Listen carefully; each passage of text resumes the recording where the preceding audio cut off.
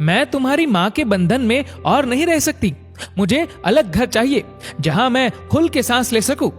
पलक रवि को देखते ही जोर से चिल्ला उठी। बात बस इतनी थी कि सुलभा जी ने रवि और पलक को पार्टी में जाता देखकर इतना भर कहा था कि वो रात 10 बजे तक घर वापस आ जाए। बस पलक ने इसी बात को तूल दे दिया और 2 दिन बाद ही उसने अपनी सहेली किरण के घर किटी पार्टी में उसे मकान ढूंढने की बात भी कह दी। मुझे मम्मी जी की गुलामी में रहना पसंद नहीं है, पलक बोली। पलक, तुम्हारी तरह एक दिन मैं भी यही सोचकर अपनी सास से अलग हो गई थी। किटी खत्म होते ही किरण पलक के सामने थी। तभी तो आप आजाद हो, पलक ने चहक कर कहा तो किरण का स्वर उदासी से भर गया। किरण पलक से 10 वर्ष बड़ी थी। किरण ने कहा, नहीं, बल्कि तभी से मैं गुलाम हो गई।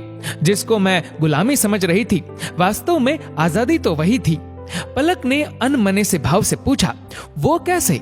जब मैं ससुराल में थी, दरवाजे पर कौन आया मुझे मतलब नहीं था, क्योंकि मैं वहां की बहू थी। घर में क्या चीज है क्या नहीं, इससे भी मैं आजाद थी। दोनों बच्चे दादा दादी से जुड़े थे। मुझे कहीं आने जाने पर पाबंदी नहीं थी, पर कुछ नियमों के साथ जो सही भी थे। लेकिन जवानी के जोश में मैं अपने आगे कोई सीमा रेखा नहीं चाहती थी। मुझे ये भी नहीं पसंद था कि मेरा पति ऑफिस से आकर सीधा पहले माँ के पास जाए। मैंने दिनेश को हर तरह से मनाकर अलग घर ले लिया और फिर मैं दरवाजे की घंटी, जरूरत का सामान, बच्चों, दिनेश, सबके वक्त की गुलाम हो गई। अपनी मर्जी से मेरे आने जाने पर भी रोक लग गई, क्योंकि कभी बच्चों का होमवर्क कराना है तो कभी उनकी तबीयत खराब है। हर जगह बच्चों को ले नहीं जा सकते, अकेले भी नहीं छोड़ सकते, तो मजबूरन पार्टियां भी छोड़नी पड़ती है। जबकि ससुराल में रहने पर यह सब बंदिश नहीं थी।